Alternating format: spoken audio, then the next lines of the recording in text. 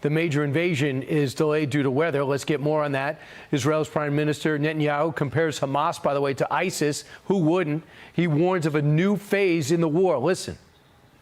Hamas is ISIS, and just as ISIS was crushed, so too will Hamas be crushed. And Hamas should be treated exactly the way ISIS was treated. They should be spit out from the community of nations. All right, joining us now with more from the battlefield with insight over in Israel. The next step, let's go to the international spokesperson for the Israeli Defense Force, Lieutenant Colonel Jonathan Karakis. Colonel, thanks so much for joining us. I appreciate it.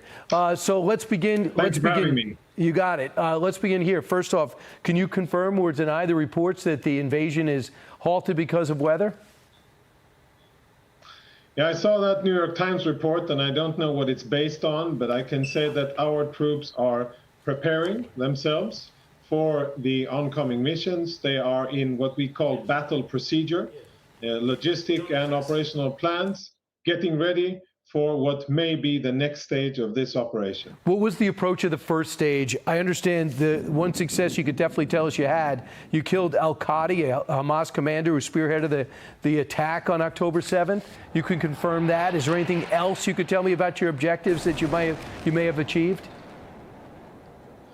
Yes, we have several hundred dead Hamas operatives, combatants, not civilians. That are now either under the rubble or in other locations in the Gaza Strip. I think that we have so far been able to minimize rocket fire, although this can also be related to the fact that Hamas is conserving their ammunition. And I think we have been able to strike a lot of the logistic infrastructure that is crucial for Hamas and its ability to conduct long-range and long-duration operations. So when you talk about your targeted strikes, are they coming from fighter jets? Are they coming from rockets? Are they coming from small units? So what we're using as of now, most of the ordnance is delivered by the Air Force. And I'm talking fixed wing aircraft, fighter jets, as well as UAVs, depending on the target, depending on the availability. But almost everything we strike is from the air. There has been artillery fire, mostly smoke, for various tactical purposes. And that is what we're doing right now. Of course, around the Gaza Strip, we have many additional capabilities that are ready and prepared to enhance operations. So the Iranian foreign minister said today he calls on you guys to stop the attacks in Gaza and warned the war might expand to other parts of the Middle East, including Hezbollah. They'll join the battle if you go into Gaza. How do you respond to that threat from Iran? Yeah, I'm sure the Iranians are not happy at the prospects of us dismantling a long-term project that the Iranians have invested billions and billions of dollars in. So I can appreciate their point of view. And it's clear what we are going to do. We are going to dismantle Hamas, and they are no longer going to be a factor once we are done with them. So I can understand what the Iranians are thinking about. It's obvious that they will threaten that Hezbollah will escalate the situation. But here I think 2006 comes into memory, where southern Lebanon and Lebanon suffered very significant consequences for the aggression of Hezbollah in the Second Lebanon War when they attacked us.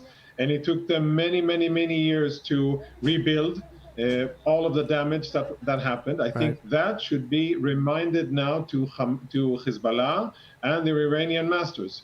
What we have said many times in the past, if Hezbollah attacks us, 2006 will seem like a walk in the park, as opposed to what we will do to Hezbollah and anything that supports their infrastructure in Lebanon. Colonel, have you seen signs that Hezbollah is mobilizing to attack you with some of those 100,000 rockets that they have?